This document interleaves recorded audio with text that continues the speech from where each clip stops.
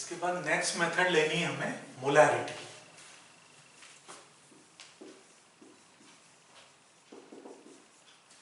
Molarity को capital M से represent करते हैं। ये होता है number of moles of solute dissolved per litre of solution. Number of moles of solute dissolved per litre of solution. तो इसका फॉर्मूला भी डेफिनेशन के अकॉर्डिंगली हम डिराइव करेंगे। देखिए, number of moles of solute dissolved per litre of solution, यानी upon में आएगा volume of solution in litre. ठीक है, देखिए अब number of moles of solute को हमने स्टार्टिंग में किससे रिप्रेजेंट किया है? NB से रिप्रेजेंट किया है, number of moles of solute है। वॉल्यूम ऑफ सॉल्यूशन को रिप्रेजेंट किया है V से, लेकिन ये V किस में? मिलीलीटर में है ना। ये वॉल्यूम मिलीलीटर में, ml में, तो इसको लीटर में कैसे कन्वर्ट करेंगे? 1000 से डिवाइड करना होगा तो ये लीटर में कन्वर्ट हो जाएगा। इसको रीअरेंज करें तो ये हो जाएगा NB इंटू 1000 अपॉन V। तो वॉल्यूम मिलीलीटर में 1000 से उसको डिवाइड किया था या ऊपर मल्टीप्लाई कर दिया लीटर में कन्वर्ट करने के लिए। ठीक है, नेक्स्ट स्टेप में देखिए NB क्या है? Number of moles of solute. तो number of moles of solute है, इसको आप लिख सकते हैं WB अपॉन MB का रेशियो। ये होता है number of moles of solute. तो ये आपका फाइनल रिलेशन आ गया मोलैरिटी। क्या रिलेशन है? Number of moles of solute upon volume of solution in litre.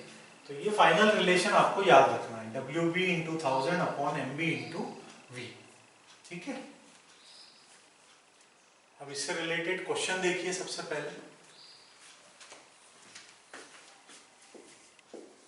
6 grams of urea is present in 500 ml of aqueous solution. Calculate its molarity. 6 gram urea दिया है, present है 500 ml aqueous solution में। आपको उसकी molarity calculate करना है। ये formula आपके सामने है, सीधे उसको अप्लाई कीजिए। फॉर्मूला बार बार आप लिखिए, एक बार अभी लिखा है, एक बार क्वेश्चन के साथ लिखिए, तो आपको जैसे जैसे याद होगा उतनी जल्दी आप अप्लाई कर पाएंगे। सॉल्यूट क्या है? यूरिया। कितना वेट कितना दिया है? 6 ग्राम। ये 1000 एक्सप्रेशन में ही है। ठीक है, यूरिया का फॉर्मूला क्या होता है? मॉलिक्यूलर मास क्या होगा? तो आपको फॉर्मूला रिकॉल करना होगा। यूरिया का फॉर्मूला है NH2CO NH2। इसका मॉलिक्यूलर मास निकालेंगे तो ये आएगा 60। ठीक है, तो ये मास हो गया 6 ग्राम। ये मॉलिक्यूलर मास रख दिया हमने MB 60, और वॉल्यूम ऑफ सॉल्यूशन कितना दिया है? 500 ml। ये हो जाएगा 1000 बाई 500 2 हो गया। ये 6/10 यानी 1/10, 2/10 यानी आंसर आएगा 0.2। इसकी यूनिट क्या होगी? तो यूनिट तो M ही लिखते हैं, इसका मीनिंग होता है 0.2 मोल पर लीटर। समझ में आया इतना? तो मोलैरिटी की यूनिट या तो कैपिटल M लिख दीजिए आप, या क्या लिखेंगे? 0.2 मोल पर लीटर। चलिए नेक्स्ट करते हैं।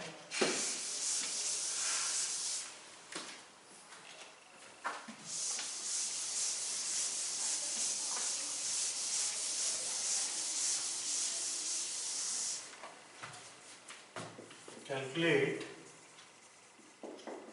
the mass of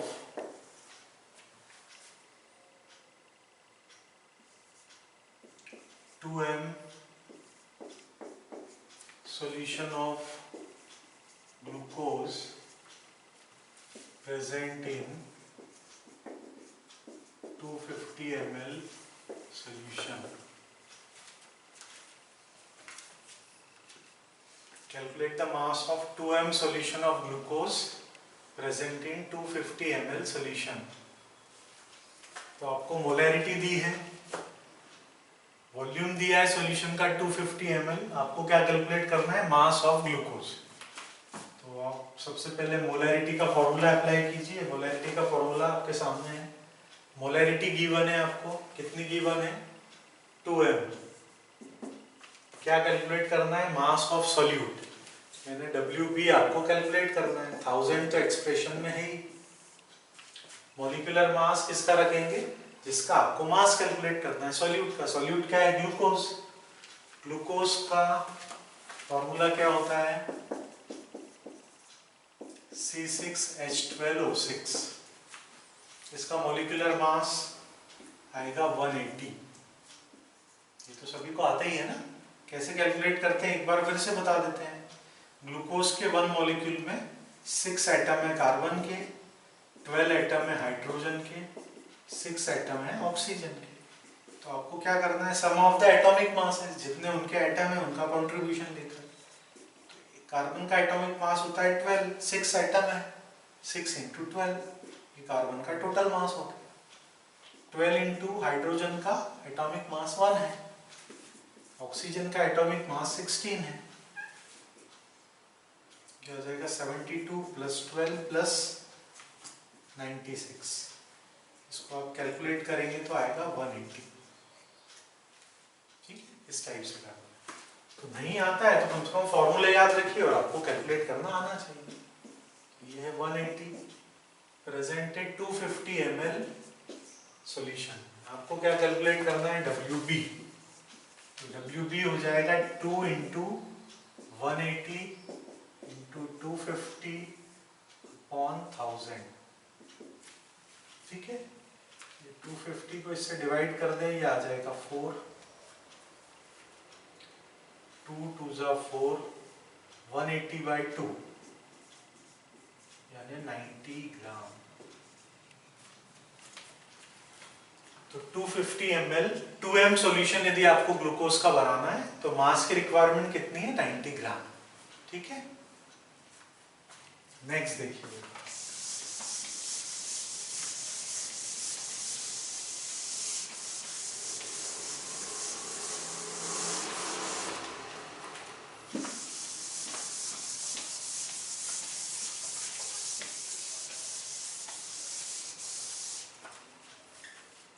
नेक्स्ट देखिए, the strength of glucose solution is 10%। Calculate the volume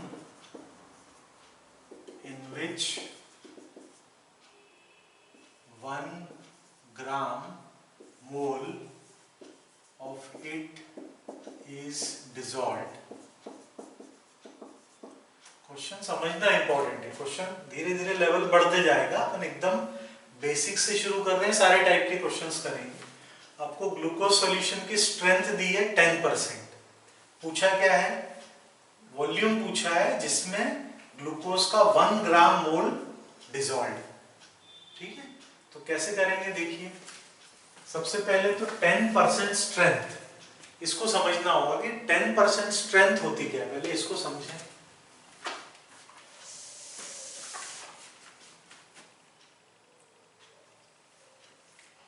%, ये V बाई V हो सकती है, 10% V बाई W हो सकती है, 10% W बाई V हो सकता है, 10% W बाई WB हो सकता है।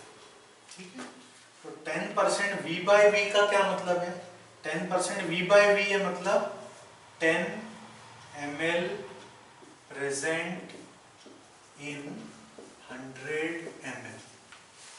V बाई V यानी वॉल्यूम बाय वॉल्यूम है, तो 10 ml प्रेजेंट है 100 ml। वो सॉल्वेंट भी हो सकता है, सॉल्यूशन भी हो सकता है, वो क्वेश्चन पे डिपेंड करेगा कि किस टाइप से उन्होंने पूछा है या दिया है।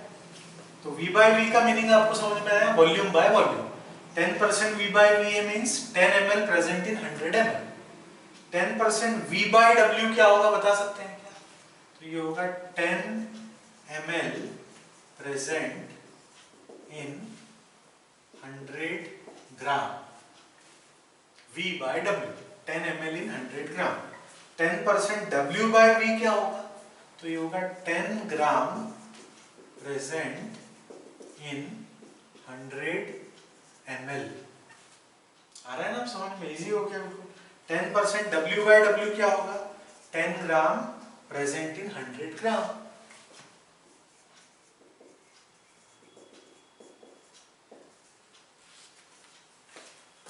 अब देखिए, चूंकि मोलर 1 ग्राम मोल बोला है, मतलब मोलैरिटी से रिलेटेड है। मोलैरिटी से रिलेटेड है तो हमें मोलैरिटी कैलकुलेट करना है। मोलैरिटी में मास बाय वॉल्यूम, सॉल्यूट होता है by mass, solution by volume है। मतलब ये अपने आप आपको समझ में आ गया कि ये वेट बाय वॉल्यूम दिया होगा। यहाँ कुछ भी नहीं लिखा है W by V, V by V, लेकिन क्वेश्चन मोलैरिटी से रिलेटेड है। मोलैरिटी होती है वेट बाय वॉल्यूम। ठीक है ना, आप समझ में आया? तो देखिए, सबसे पहले मोलैरिटी हम कैलकुलेट करते हैं। 10% स्ट्रेंथ है, मतलब 10 ग्राम प्रेजेंट है 100 ml सॉल्यूशन। तो 10 ग्राम, 1000 तो एक्सप्रेशन में है ही ऑलरेडी, ये प्रेजेंट है 100 ml सॉल्यूशन में। 10 ग्राम इन 100 ml, 1000 तो एक्सप्रेशन में ही है। यहाँ क्या रखना है आपको? मॉलिक्यूलर मास रखना है। किसका? ग्लूकोज का। तो ग्लूकोज का मॉलिक्यूलर मास कितना होता है? 180 होता है। एक बार फिर से बताएं क्या? 10% स्ट्रेंथ है, 10% है मतलब 10 ग्राम इन 100 ml। ये 1000 तो एक्सप्रेशन में ही। मॉलिक्यूलर मास ग्लूकोज का होता है 180, 180 रख दिया। अब इसको कैलकुलेट कर लीजिए। ये 1000 से ये 1000 कैंसिल हो गया, ये आ जाएगा 10/18 मोल पर लीटर। ये मोलैरिटी आ गई। तो ये फर्स्ट पार्ट हुआ, स्ट्रेंथ ऑफ ग्लूकोज दी है, उससे हमने मोलैरिटी निकाल ली। स्ट्रेंथ दी है मतलब मोलैरिटी कितनी है? 10/18 मोल पर लीटर। अब दूसरा पार्ट उन्होंने क्या पूछा है? Calculate the volume in which 1 gram mole of it is dissolved. आपको वो वॉल्यूम कैलकुलेट करना है जिसमें इस सॉल्यूशन का 1 ग्राम मोल डिसॉल्व्ड। तो देखिए, इसका मीनिंग क्या आप समझ पा रहे हैं? 10/18 मोल्स पर लीटर है, मतलब 10/18 मोल डिसॉल्व है 1 लीटर वॉल्यूम। मोलैरिटी 10/18 है, मतलब 10/18 मोल डिसॉल्व है 1 लीटर वॉल्यूम में। आपसे क्या पूछा है? वो वॉल्यूम पूछा है जिसमें 1 ग्राम मोल डिसॉल्व। इजी हो गया कि नहीं? 10/18 मोल डिसॉल्व है 1 लीटर में, तो 1 ग्राम मोल बोले या 1 मोल बोले, बात एक ही। 1 ग्राम मोल डिसॉल्व होगा कितने लीटर में? 1 अपॉन, ये हो जाएगा 10/18 लीटर। 18 ऊपर आ जाएगा तो 18/10 लीटर, यानी 1.8 लीटर। या ml में आंसर दिया है तो 1000 से मल्टीप्लाई करते हैं, 1800 ml। ठीक है ना, इजी। कोई कंफ्यूजन तो नहीं है इसमें?